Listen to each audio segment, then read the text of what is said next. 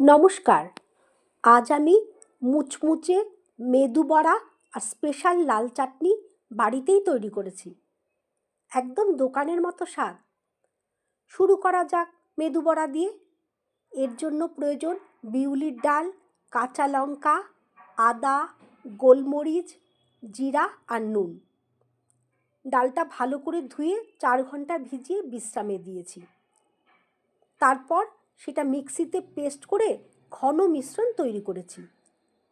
এই মিশ্রণে কাঁচা লঙ্কা, আদা বাটা, গোলমরিচ, জিরা আর নুন মিশিয়ে ভালো করে ফেটিয়ে নিয়েছি, যাতে বড়াগুলো নরম আর ফুলকো হয়। এই ফাঁকে আমি অনেকটা পরিমাণ তেল কড়াইতে ঢেলে গরম করেছি।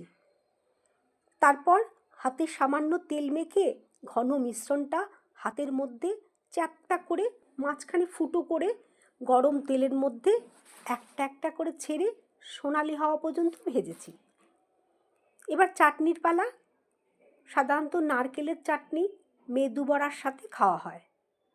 এর জন্য নারকেল কোড়া, টক দই, ভাজা ছোলা, শুকনো লঙ্কা, আদা, সামান্য তেঁতুল, কাশ্মীরি মির্চ, নুন মিক্সিতে পেস্ট করে নিয়েছি।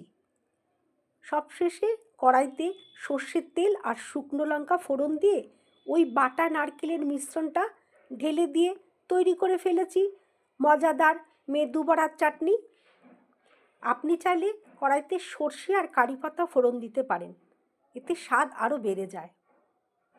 শীতের সন্ধ্যায় মুচমুচে মেদু বড়া আর স্পেশাল লাল চাটনি ভাবতেই কেমন জমে যায়, তাই না? প্রিয়জনদের সাথে এই লোভনীয় রেসিপি তৈরি করে আড্ডাটা কেন জমিয়ে নেবেন না? কেমন লাগলো অবশ্যই কমেন্ট করে জানাবেন।